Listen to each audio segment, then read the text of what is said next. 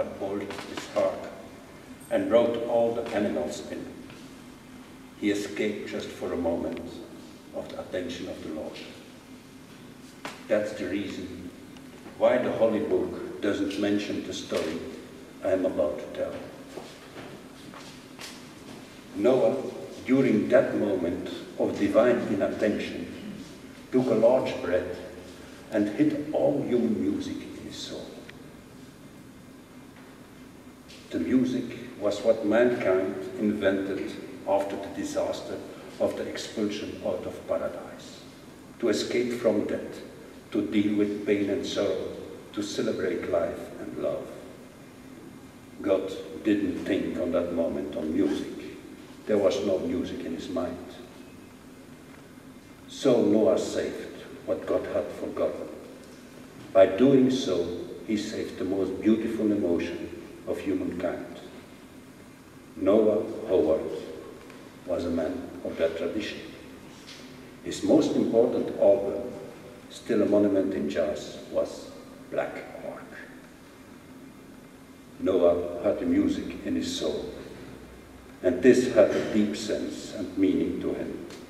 Like Robert Kaplan said, Noah is the preacher. This was his nickname in jazz. His idea of the importance of the vibration of sound as the it behind all of the universe was both accurate and brilliant.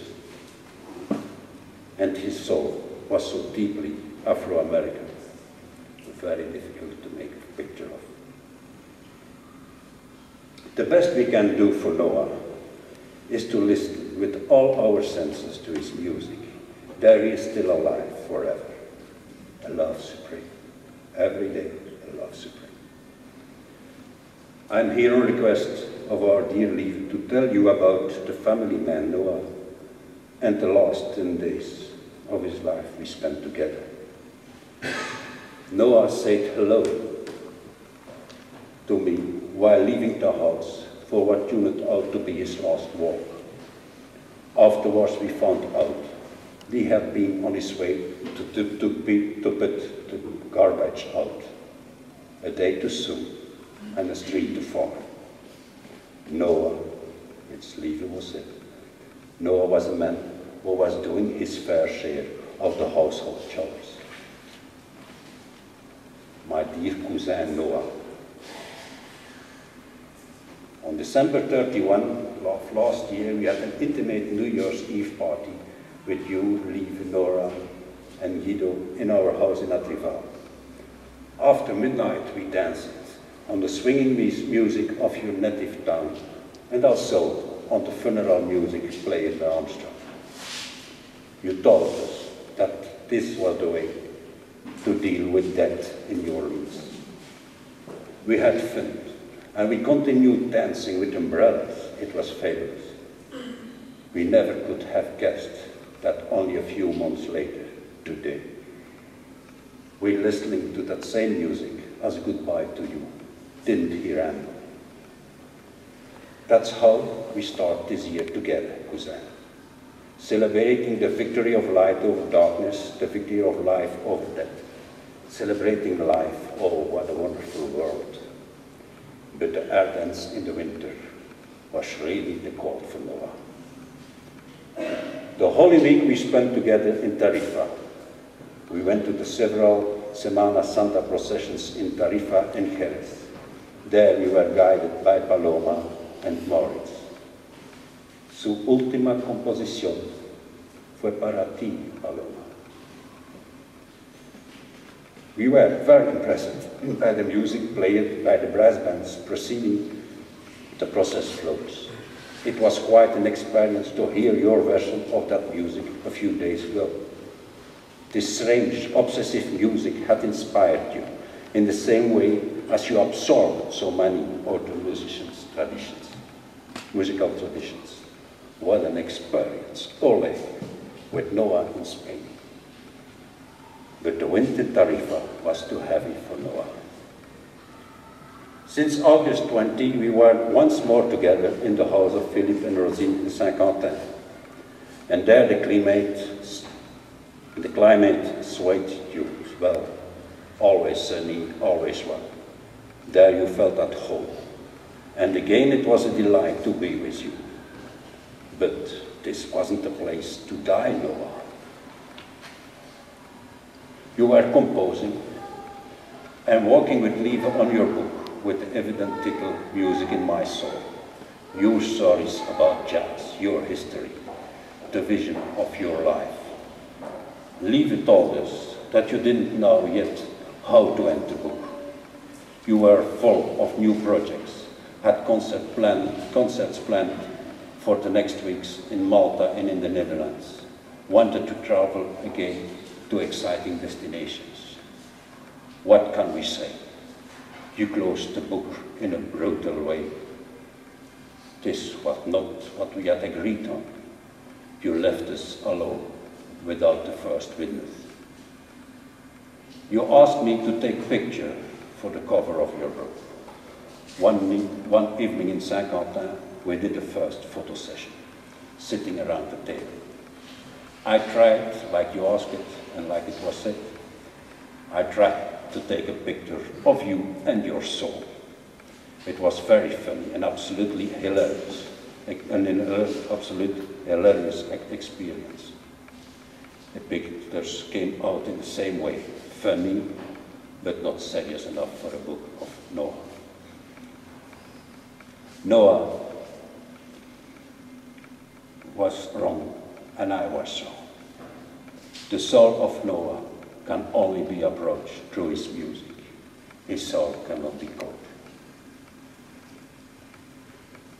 Noah loved the presence of friends and family.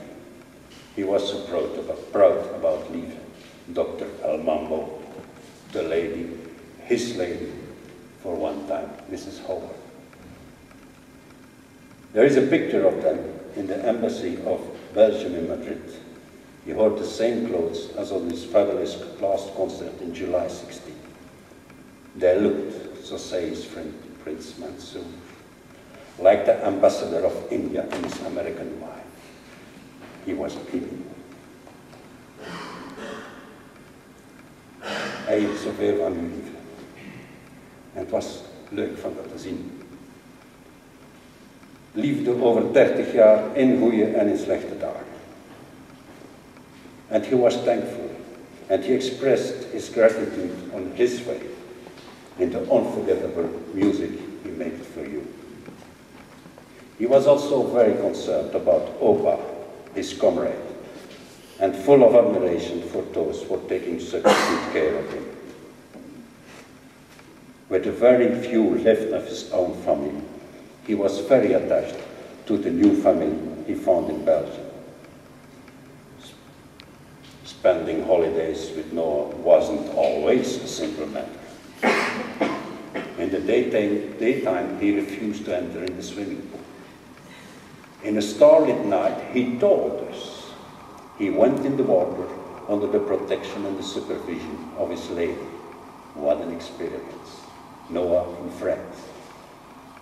Lieve was the only one who could convince him to do complete absurd things, as hiking just for fun.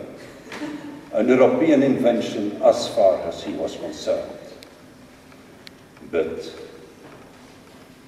on the other hand, he was very proud that on a morning he walked with Lieve and Great from the house from Philip and Rosine to the village and back, including a necessary stop at the local cafe. Of course, 3 or 4 kilometers became a great experience. It looked as if he just had climbed the Mont Blanc. The Monday before the fatal Wednesday, Noah played in the Roman church of Bar-les-Cévennes, where we were visiting Marijke van Hemeldonk. It was a very short performance. It were his last notes. The sound was perfect. A love supreme.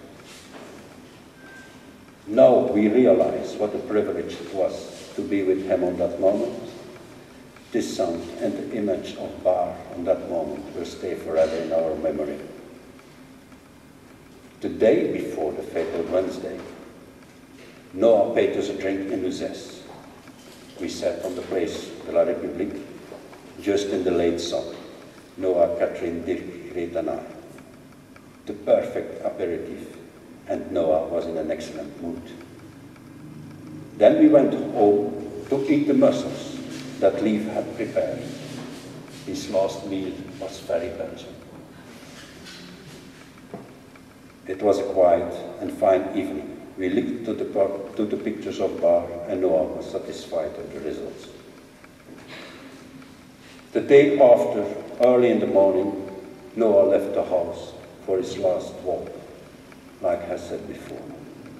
We said just hello, good morning. When we found him, he was already in a deep coma. During the last days and night, Lieve sat on his bedside. He looked so peacefully.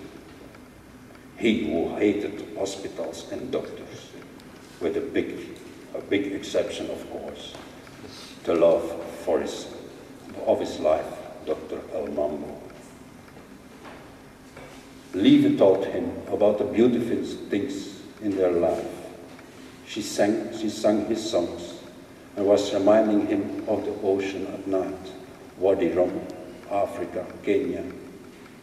They were very unified, in peace. And then he left us. We will miss you, Noah. We will continue listening to your music. We take care of you, lady.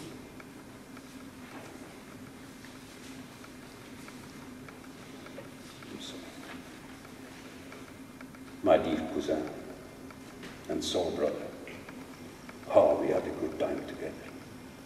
Laissez le bon temps rouler, like you said in your best friends.